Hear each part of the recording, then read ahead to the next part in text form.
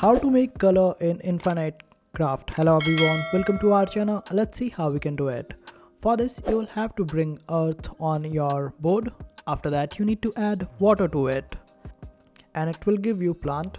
After that you need to add plant to it and it will give you tree. After that you need to bring earth on board, then add wind to it. It will create dust. Now you need to add fire to it.